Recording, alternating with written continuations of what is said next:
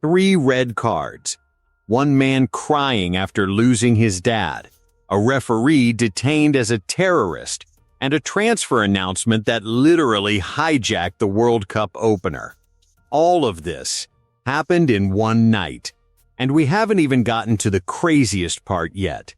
In this video, you're going to see why the opening night of the 2026 World Cup turned into total chaos on the field and off it. We've got a record-breaking number of red cards, an emotional moment that left fans in tears, a real-life airport scandal involving a referee, and Real Madrid pulling off a transfer that nobody saw coming right in the middle of the match.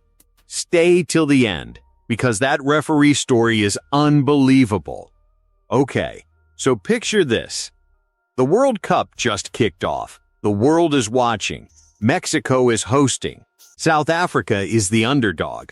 16 years ago, these two teams played the very first match of the 2010 World Cup. This was supposed to be a beautiful rematch, a feel-good moment.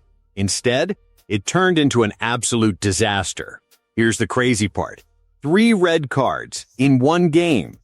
To put that into perspective, the entire 2022 World Cup in Qatar, the whole tournament, only had 4 red cards total.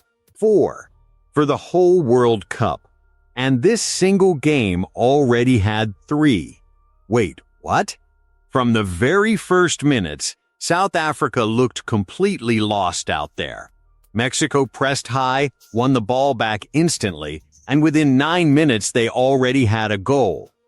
At one point, South Africa's own goalkeeper passed the ball directly to a Mexican player, just handed it to them.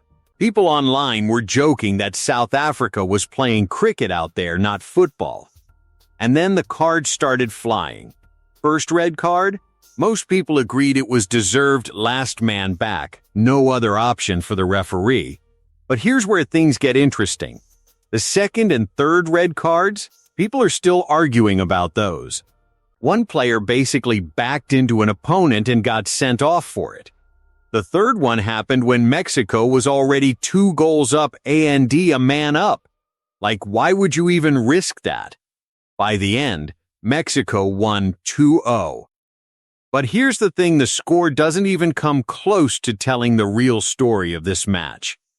Now let's get to the moment that actually broke people. There's a Mexican striker named Raul Jimenez. Back in 2020, this guy suffered a horrific skull fracture. People genuinely thought his career was done, over-finished. Fast forward to 2026. He's 35 years old, playing in his home country, in the opening match of the World Cup, and he scores. But here's the part most people don't know, and this is where it gets emotional. His father had passed away just days before this game, so when he scored, he didn't just celebrate. He dropped to the ground and cried. On the pitch, in front of his home crowd, dedicating that goal straight to his dad. This is why people watch the World Cup. You don't get moments like this in club football. Not even close. But now, let's talk about something that has absolutely nothing to do with the World Cup, and yet somehow became the biggest story of the night. Real Madrid. Yeah, in the middle of the World Cup opener, while millions of people were watching this emotional, chaotic match, Real Madrid decided to drop transfer news.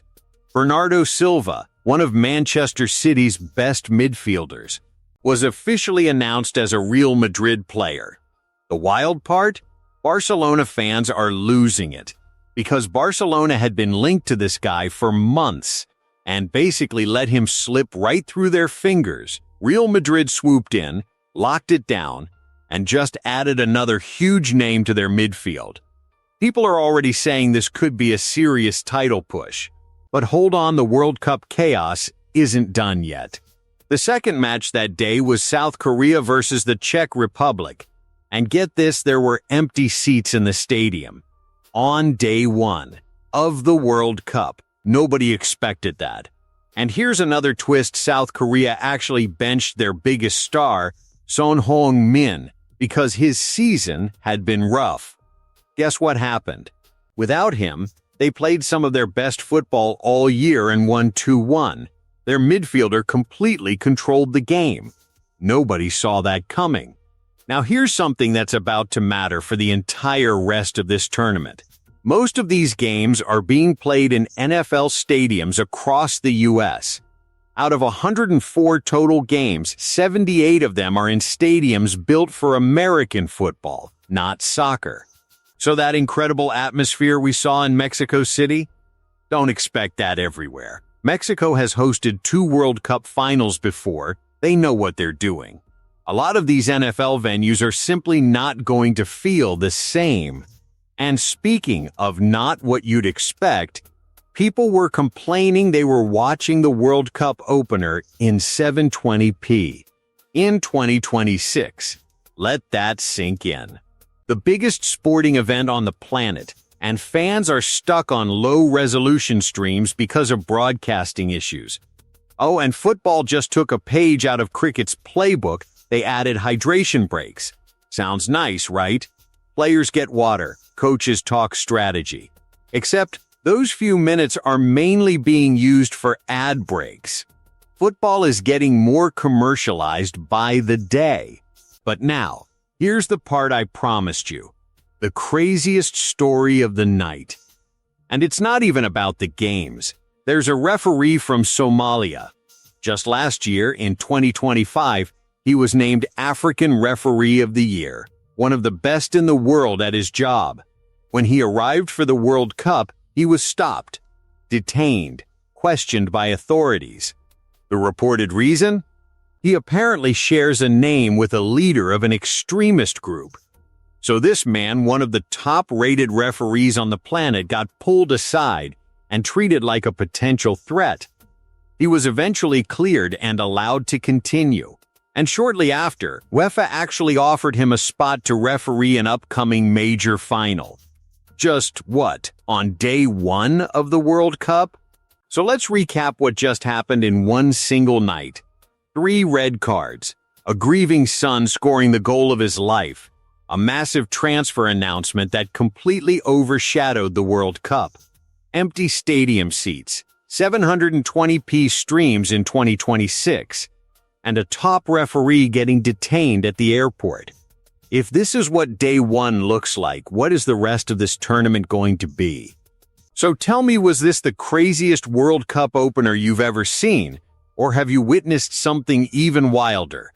Drop it in the comments below. And if you want me breaking down every crazy moment of this World Cup as it happens, make sure you're subscribed, because trust me, this is just the beginning.